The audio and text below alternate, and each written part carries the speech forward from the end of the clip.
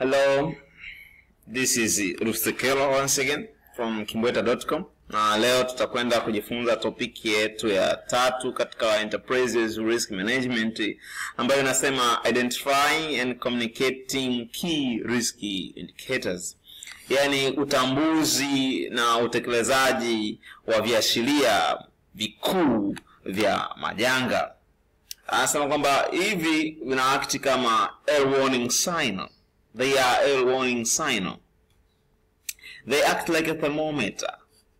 So hivi ndio viashiria vya mwanzo kabisa vinakuona, ni vitahadharishaji vya mwanzo kabisa, vinatahadharisha juu ya jambo fulani, vinakutahadharisha juu ya utokeaji wa riski fulani.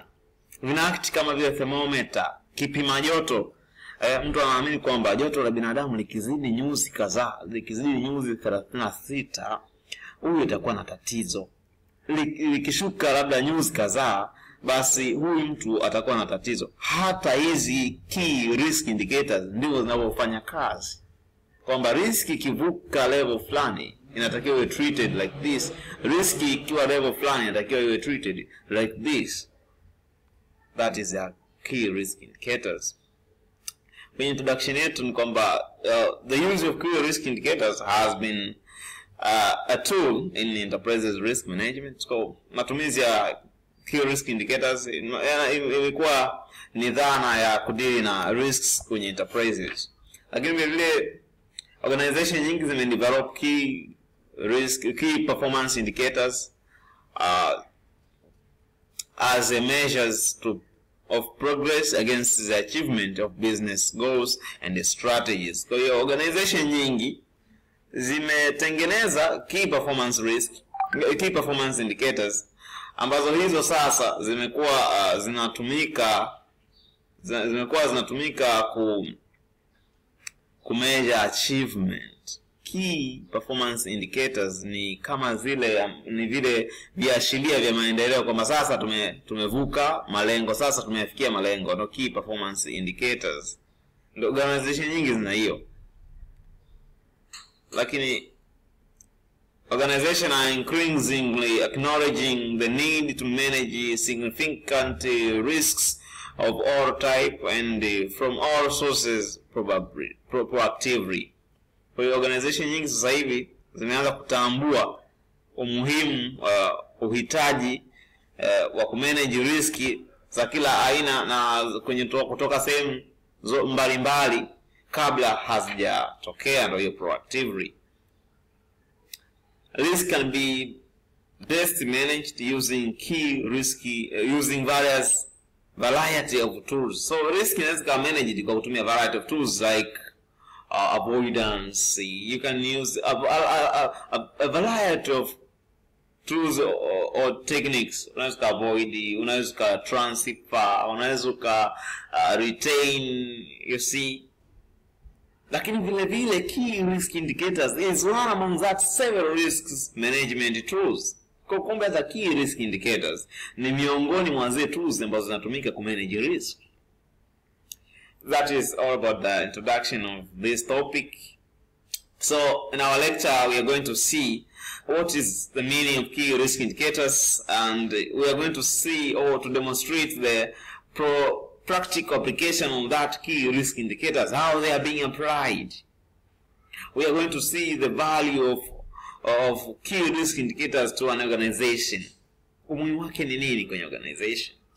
So by starting with the meaning of key risk indicators, key risk indicators is a measure to indicate the potential presence, level or trend of risk. Kwa hiki ni kipimo ambacho kinaashiria uwepo, kinaashiria level na maendeleo ya ile risk. Ndio inaitwa key risk indicator. Kinaashiria uwepo, kinaashiria level ya ile risk, ina ukubwa kiasi gani, kinaashiria trend, maendeleo ya ile risk. Ndio inaitwa key risk indicators, viashiria vya majanga. In other words, this is a measurement tool which indicates whether a risk has occurred or is emerging. It indicates the sense of level of this risk exposure. It indicates the trend of or any changes in risk exposures. Kwa hiki ni kipimo ambacho kinaangalia, kinaonyesha je, risk imejitokeza au risk ndio inaanza kujitokeza, au risk imehappen. Tunaposema it has occurred, it measure if the risk has occurred, it measure or if the risk is emerging, ndio inajitokeza, ndio inaitwa key risk indicators. The things to note here is that key risk indicators have a predictive value. Kwamba hizi indicators zinaweza kupredict risk. Ndio wanasema it have a predictive value, but also it acts as an early warning sign. These key risk indicators zina act kama vile ni kiashiria cha mwanzo kabisa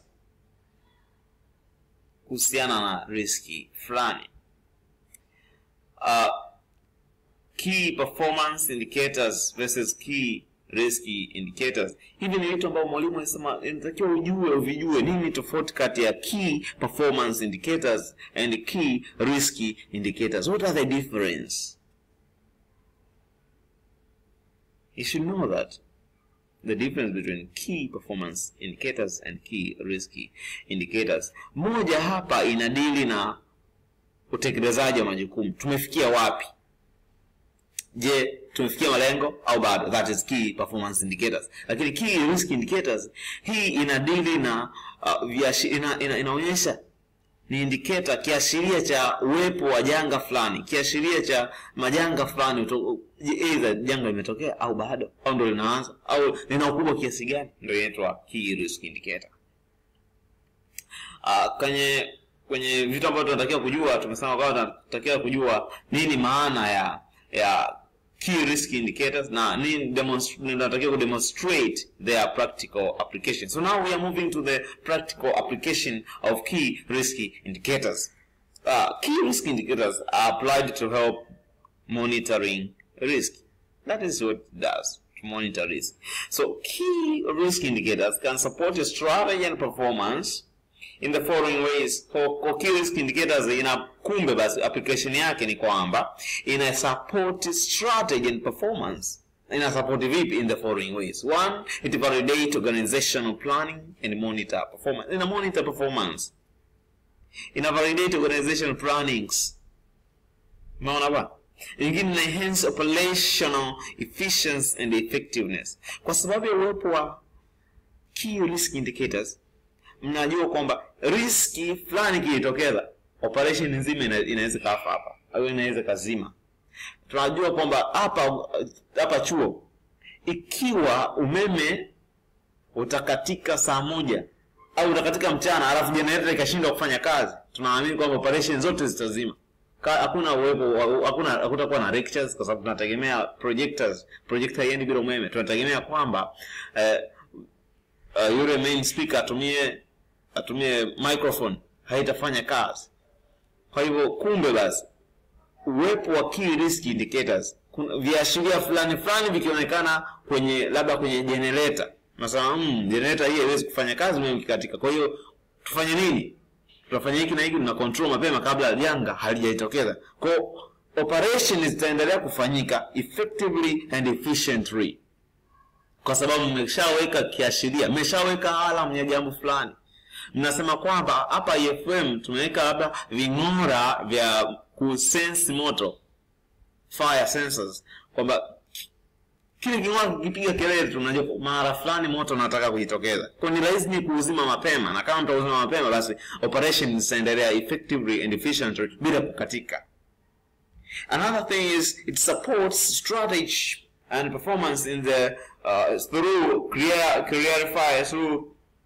clarify risky taking expectations. Tunasoma kwamba kuna kitu kinaitwa risk appetite. Tunasema risk fine tutaitake, risk fine and risk fine we avoid. So kwenye risk taking pale mkiwa na indicators mnasema hii risk na hii tunaitake, lakini ikifika kiwango fulani hatuitake. Ndio sema ambayo inafanya clarifying. Kwa risk kumbe ikifika mara fulani baada ya kuitake ndio transfer, au risk ikifika kiwango fulani we are at the point to take it.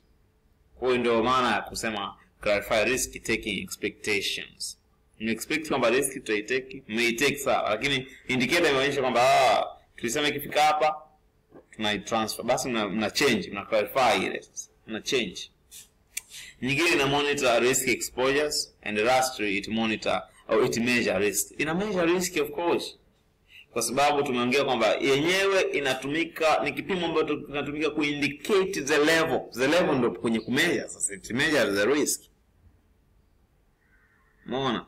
It measure the trend of the risk. That is how it does. That risky. That is a practical application of key risky indicators. Example of key risk indicators. Kuna mifano ya key risk indicators kwenye kwa kawaida key risk indicators zinakuwa developed kwenye kila department. Tunaweza kuwa na department ya finance, tunaweza kuwa na department ya human resource, department ya information technology. Sasa kwenye human resource, nini mifano ya key risk indicators? One is average time to fill vacancy position. Muda ambao mnautumia kujaza nafasi ya mfanyakazi ambaye hayupo. Kama mnachukua muda mrefu, that is a disaster. Unasema ikizidi mwezi mmoja, hili ni janga, lazima tu deal nalo effectively. Kama mfanyakazi ameacha kazi, alafu ile nafasi yake haijachukuliwa kwa muda mrefu, maana yake kuna mtu anafanya kazi twice, na kama mtu anafanya kazi twice, anakuwa anazidiwa, anakuwa na under performance, anakuwa anashindwa kufanya kazi vile inavyotakiwa kwa sababu anashika kazi mbili. Kwa hiyo basi hii ni indicator ambayo inaonyesha kwamba tunatumia muda gani kumwajiri mfanyakazi mwingine. Kama tunachukua muda mrefu, basi ni risk na tunahitaji kuicontrol kwa njia gani. Staff absenteeism and sickness rate. Kama kuna utoro kazini, wafanyakazi mara amekuja mara hajaja, sickness rate ni kubwa, hiyo ni issue. Lazima, kama rate ya watu wanaougua pale kazini kwako ni kubwa, that is a risk. So hiyo ni indicator na ashiria kwamba ukiona rate imevuka mara fulani, basi hapa kuna tatizo. What you do? Ukiona watu hawaji kazini mara kwa mara, ni watoro kazini, what you do? That is an indicator. Percentage of staff appraisal below. Ukiona mnaita mikutano ya wafanyakazi, alafu percent ya wanaohudhuria ni wachache, lazima kuna tatizo, au vikao vimezidi sana. That is staff appraisal. Lazima unaona vikao vimezidi sana. Kwani tatizo ni nini? Lazima kuna na tatizo. Lakini kama vile wahudhuriaji percent ni ndogo, you should also be clear, be careful with that. Nyingine ni satisfactory. Unawatosheleza vipi wateja? Unawatosheleza vipi wafanyakazi wako?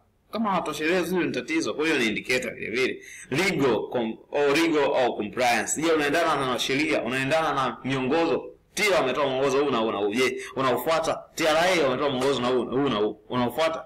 Kama kuna tatizo la kufuata miongozo hapo, unajua kabisa hiyo organization ipo kwenye risk. Outstanding litigation cases. Unaona, kuna wakati mwingine unakuta wewe una kesi kibao, organization na kesi nyingi mahakamani. Hilo ni tatizo. Kwa nini iwe na kesi nyingi? Na unakuta kesi hizo nyingi mmeshindwa.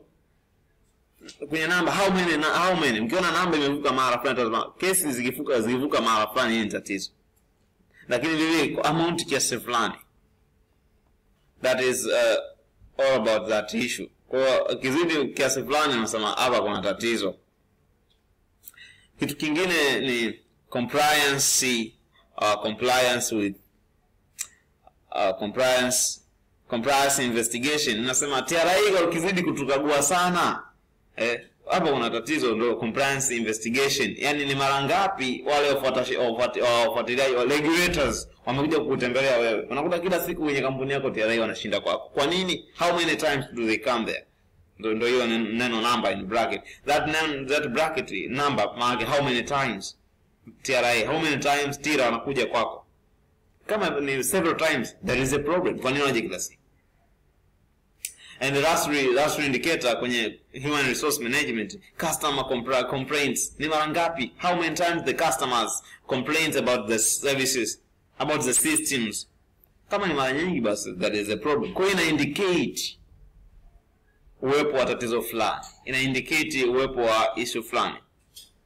That is examples of indicators in human resource management, in human resource management department. Hiyo ndio mifano ya indicators. Kwa kifupi